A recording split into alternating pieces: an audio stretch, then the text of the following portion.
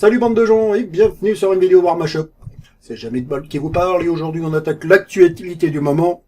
L'été, l'apéro, les barbecues. Non, je vais pas bien sûr parler du supplément pour War Machine, Reckoning, qui regroupe les sorties à venir et même passées pour certaines, je pense à Dynamo particulièrement, pour les 6 factions principales, avec un petit bémol pour la dernière, vous comprendrez après pourquoi. Chaque faction va avoir en gros un nouveau Warcaster, ça c'est sûr, un ou deux Warjack en plus, une ou deux unités, c'est plus souvent un solo unité, un colosse ou une machine de guerre, vous verrez après pour la dernière faction. Alors tout d'abord, regardons, pour 35 €, on a quand même un truc qui se présente bien, hein, qui se plie bien, donc ça évitera de se faire déchirer, ça peut transporter pour les tournois et tout ça.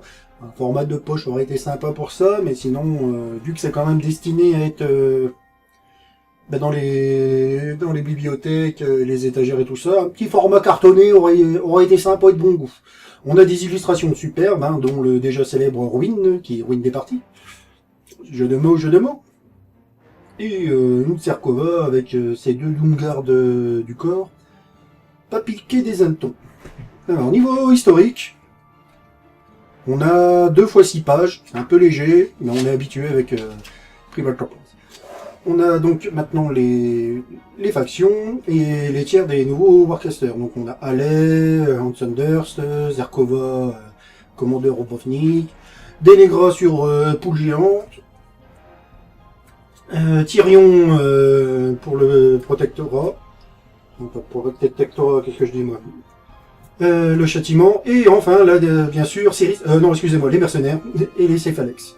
Oui, alors pour vos vecteurs, un nouveau colosse ou quoi que ce soit pour cette faction, les Siris, on n'aime pas bien ça, ma bonne dame, hein. J'ai l'impression que Privateur Press ne sait pas trop ce qu'elle veut en faire. Donc encore une fois, les illustrations, voilà quoi, on sent la puissance du Butcher, hein. Il n'est pas là pour parler café ou pour enfiler des perles. Donc on va attaquer par Signar. Signar gagne un caster en 3, donc une unité caster, Warcaster très spécial, vu que c'est le Warcaster qui s'invoque lui-même. Il invoque sa version future et sa version passée, avec des stats et des sorts assez intéressants.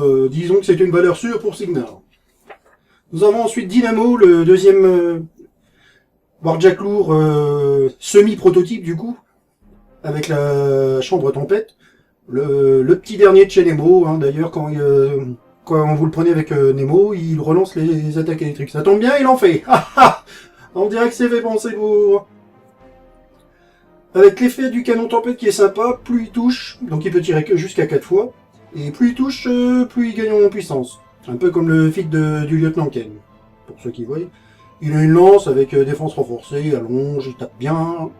Au corps à corps, il tape bien au tir surtout, et petit détail croustillant, il a une coque isolante, donc ceux qui sont socle à socle avec lui seront immunisés à l'électricité. Pratique pour balancer une petite AOE avec Thunderhead et éviter que vos gunmages meurent en même temps que l'ennemi. Ce qui serait ballot. On a ensuite Ace, le Warjack léger modifié Hunter slashé à moi de Kane, qui, quand il est pris dans le battle group de Kane, gagne un effet comme les gunmages. Mais là, on a donc le slam coup de tonnerre, feu obscur, qui est comme Tarin. La figurine touchée ne bloque plus les lignes de vue pendant ce tour. Hein. Fini le Warcaster ennemi qui se cache derrière un colosse. Et tir impossible, c'est la balle magique. Hein. Un petit rebond, c'est toujours sympa. Il peut gagner pendant un tour infiltration, et si Kane est au... Enfin, si le Warcaster, c'est pas que Kane, hein. Et on contacte socle à sac avec lui, et il gagne infiltration pendant un tour. Et aussi il ignore dissimulation, camouflage et autres furtivités. Pour 7 points, c'est une bonne valeur. Hein. Alors certes, il n'a pas perce armure, mais ça reste à quand même un P8-12 et à portée 14 son canon runique. De quoi faire du tir au pigeon. On a ensuite on rajoute du muscle au trench, avec le trench buster, le solo Ogrun. Qui fait qu'une chose, apporter du combat et du muscle au trencher, et il le fait bien. Alors ça, en assaut, vous avez, avec assaut, vous avez un tir à 14, un coup de baïonnette à 13 et un coup de bouclier à 11, juste au cas où, hein, pour les ménageurs. Ensuite, le colosse, hein, le Hurricane, avec l'émetteur tempête qui permet des blagues, hein, vu qu'il permet de slammer directement dans la direction opposée. Donc avec 2 émetteurs tempête, si vous ciblez la même cible et que vous la touchez, bien sûr, vous pouvez la repousser de 2d6. Pratique pour envoyer le Warcaster ennemi dans la killbox. On fait déjà les paris pour ceux qui l'envoient le plus loin. Et en plus, c'est un colosse arc nodal juste au cas où. On passe ensuite aux amateurs de Johnny Hallyday, les protecteurs Monote, allumer le feu.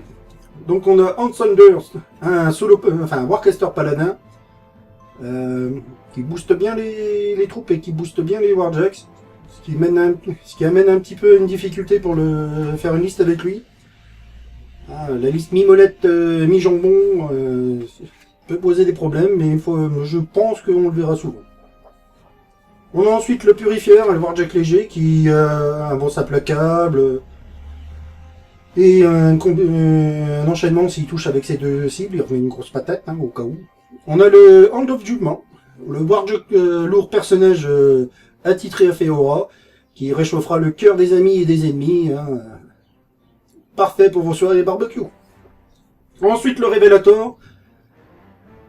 Le Warjack anti-camouflage. Hein, il révèle donc tout ce qui est camouflage, furtivité. Et ces 2 immunisateurs annulent la capacité camouflage et furtivité, bien sûr, pendant un tour quand il touche. Et il tape comme une mulasse, hein, juste au cas où, avec dégâts feu. Hein, un poète en son temps. Ensuite, nous avons Pyrrhus, un solo flamme-garde, hein, qui booste d'ailleurs ses petits copains. Avec bien sûr allonge maître d'armes, coup de bouclier, et une capacité sympa, le bouclier impénétrable, qui permet des bonnes petites surprises. On passe ensuite à Khador, qui avait besoin énormément de nouvelles troupes. Donc nous avons Serkova avec ses deux Chippendale,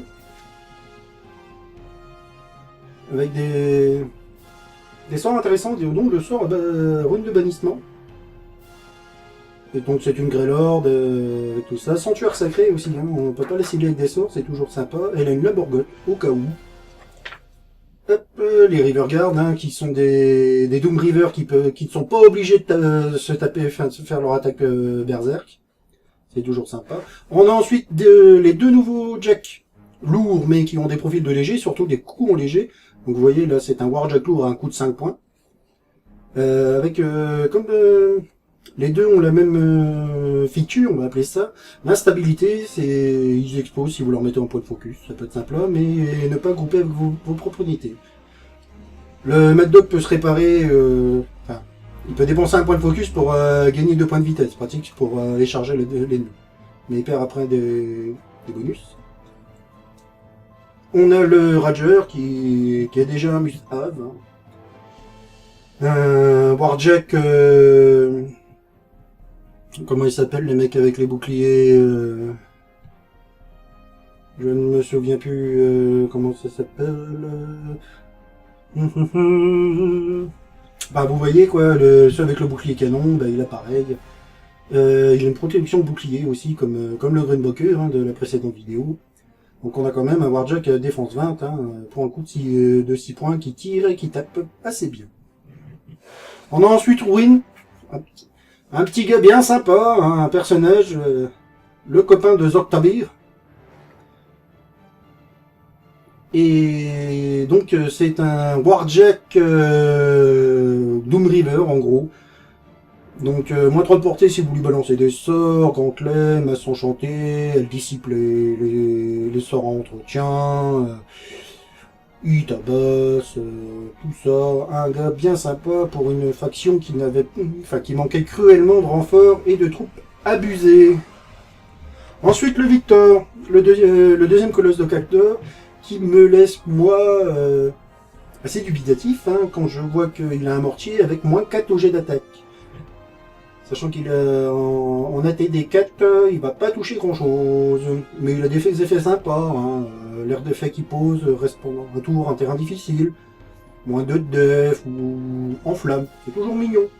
Avec 2 canons qui font des 3 tirs, hein, des gantelets à puissance 22, enfin AP plus F22. Ça reste quand même un colosse, hein. Faut pas l'ennuyer le monsieur. Ensuite, Krix, hein, les héros, hein, ceux qui ont le plus de trucs. Donc nous avons des Negras sur Poule Volante Zerg. Donc c'est une Warcaster machine de bataille, hein, c'est pas souvent. Donc ça amène des mécanismes assez intéressants. Il y a un peu de variété. Ensuite, des Negras restent fidèles à elles-mêmes, hein, des malus, tu ne bougeras pas, manipulation des armes, tout ça, tout ça, tout ça. On a ensuite un Eljack personnage, qui est le copain de Terminus. Lui, il s'enterre et il peut enterrer les ennemis, du truc marron. Après, ça reste un Jack lourd qui tabasse assez bien. Dont l'effet rétroaction, je vais me dire ça, si cette arme endommage le Warjack... Ah ouais, donc en fait, s'il touche un Warjack du battle group d'un Warcaster, le Warcaster se prend un point de dégâts. C'est toujours sympa, c'est mignon. Le Coloss Krix. Alors, pour ceux qui aiment bien les trals, les bonnes trals et tout ça, ou les mécanitrals, hein, tout ce qui est tral, c'est, je pense, le colosse qu'il vous faut, le colosse qu'il est beau, parce qu'il en fabrique. Hein. C'est toujours sympa de rajouter des figurines ennemies. Hein. Et en plus, il a 2... Non, il a qu'une attaque... Ah non, c'est pas celui-là qui avait des attaques de souche, je me trompe. Il a 2 canons à épines, un désolateur, les pinces moissonneuses. Et... il met... Ah, il a quand même... il met un paralysie, hein, c'est pas mal. Hein. Seulement sur les figurines vivantes. Ah, ok. Donc ça ne marche pas sur les jacks. Mais par contre, s'il chope un Warcaster ennemi, il va avoir mal son petit cul. On a ensuite le Bone Jack, donc les jacks légers, hein, pour ceux qui ne connaissent pas, 4 points, volant. Avec une vitesse de 7, hein, c'est toujours sympa.